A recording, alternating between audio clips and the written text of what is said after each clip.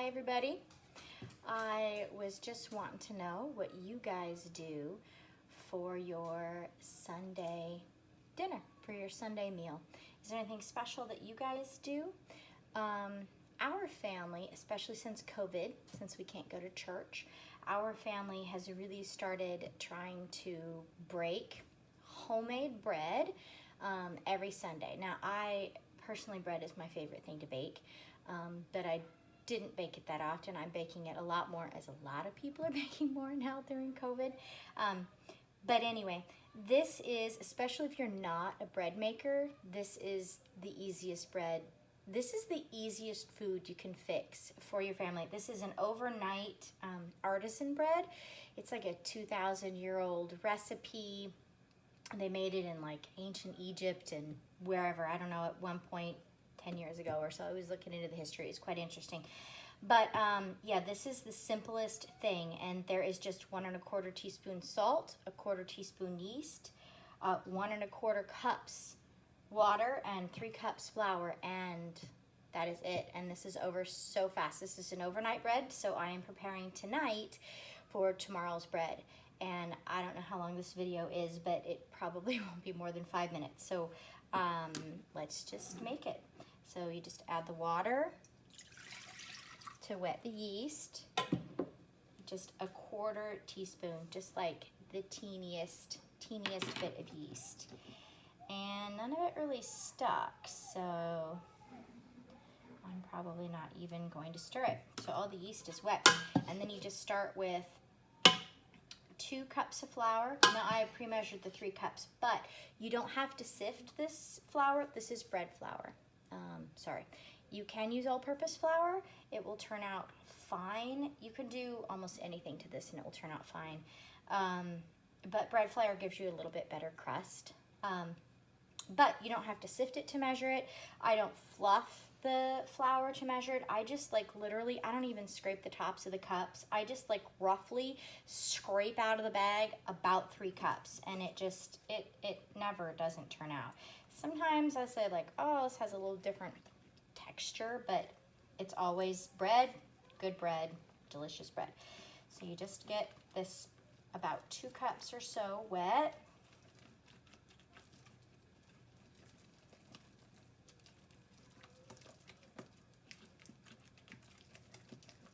All right, and then when that's mixed, you add the salt. And then now you add the remaining flour. Should be just 1 cup, but I think I want a little light with my first 2 cups, so I'm going to do this in kind of in 2 parts. So you can see dough is starting to form. Okay, now the stirring will get tough, but we literally don't even need this, so it's just a few swift strokes of tough sort of stirring.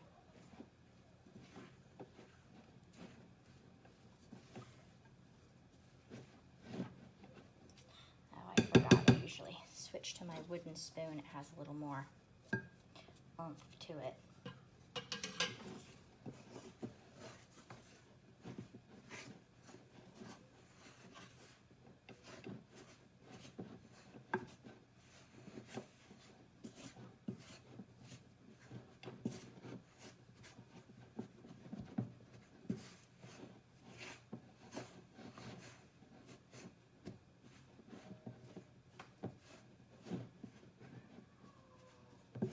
This is a little dry. Again, I don't like super measure, so I'm just gonna kind of get it so that it is a ball. Don't really, like I say, I have to knead it, but just trying to get all the bits incorporated. I think usually I have a little less flour, but it doesn't matter. This is still gonna turn out just fine. Sometimes the dough is soupier.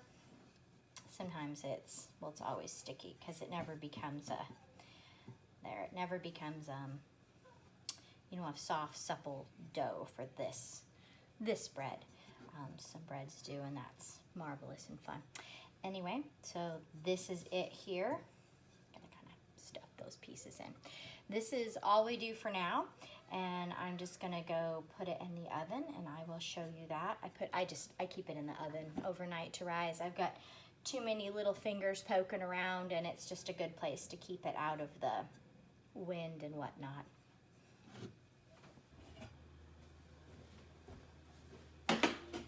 Okay, so this is it. I just put it in the oven. This is off, there's no heat.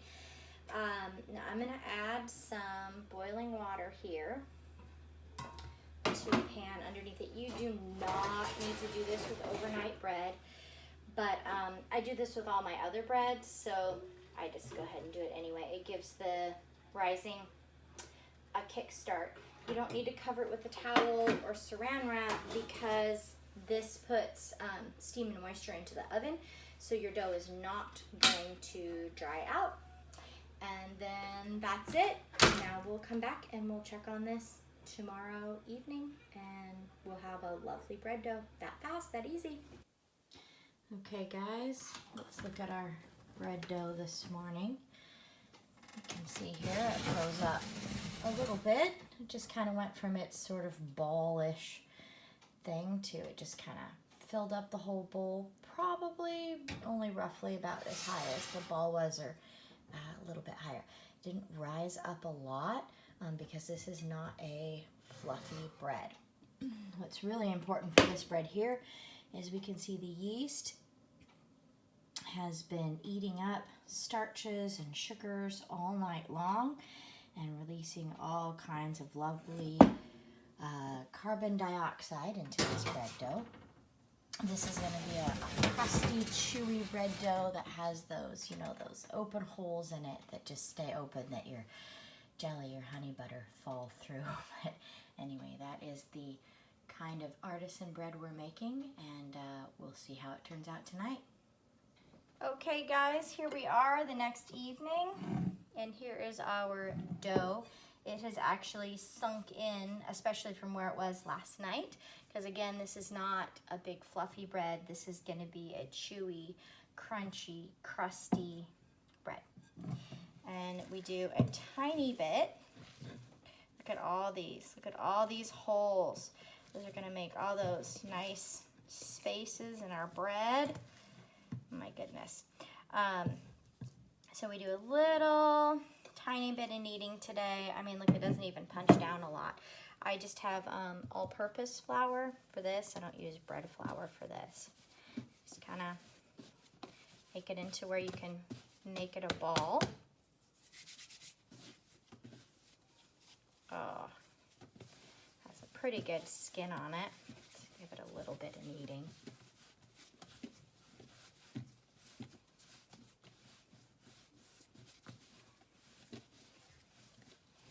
So instead of kneading this bread to get your gluten strands, this gets the gluten strands in it simply from the activity of the yeast all night. So it's like a yeast developed gluten strand instead of, for most breads that you make in 2 to 4 hours, you get all the gluten strands from kneading. But we can still add more gluten strands if we feel we need to by kneading, or you can not knead it at all.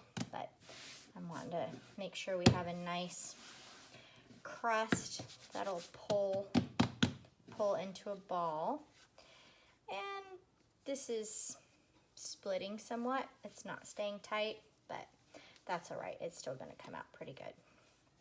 I just sort of pinch the bottom to make it a ball.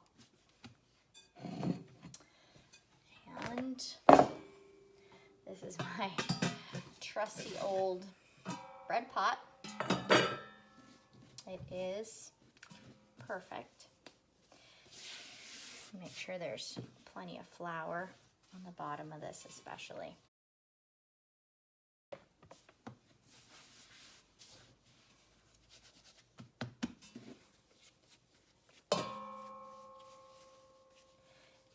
Reball it a bit.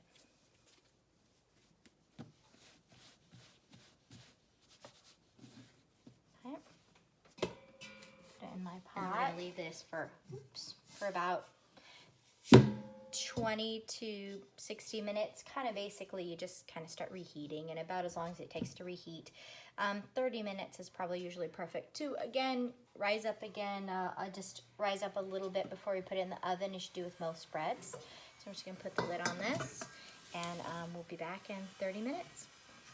You can't really see it here, but I'm just going to brush some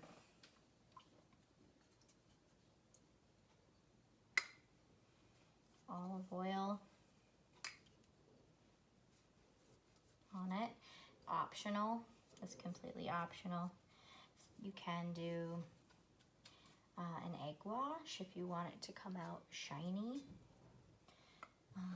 or no oil at all. And then I'm gonna put in some Heath's blends. Oh my goodness, these are a little pricey, but so worth it. I'm gonna put some Heath's blend lemon rosemary salt. You could do sesame seeds, could do just plain kosher salt, or again, nothing at all. Could do maybe an Italian shaker on top. Could do some garlic in the olive oil. And then this is it for now. Hi, so the last step we do here before we put this in the oven is we score it. I'm just using this little tool with a razor blade. You can kind of do anything you want. I'm just going to do kind of a little asterisk. Go, I mean, a 1/4 inch, maybe shy of a quarter inch deep. Just going to put a couple of lines in it, and that gives a direction, a placement for your crust to crack. This will crack. This is a crusty, rustic bread. We want it to crack. Now we cook it in our oven, which I have my oven here because it's summer. Place it in the oven for an hour at 450 degrees. You do 35 minutes covered, then you come back and lift the lid and do another 25 minutes.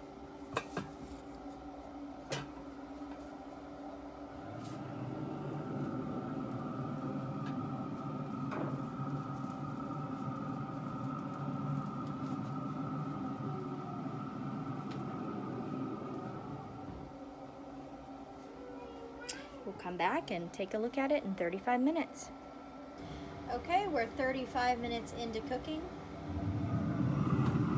And now the steam from the bread inside this pot is swirled around and should have given it a nice crust. That's looking pretty good. So it's got a firm crust on it. So now we open it up so it can brown up. Okay, now it's been 25 minutes with the lid off. Let's take a look. Oh my goodness, that is perfect.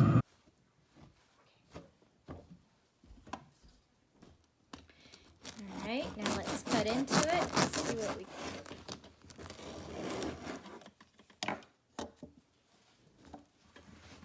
It's still hot to handle.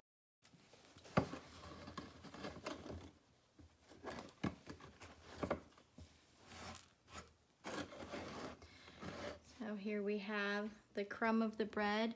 I would have liked to have a few more larger holes in it. It's pretty soft. It's probably going to be chewy, but it definitely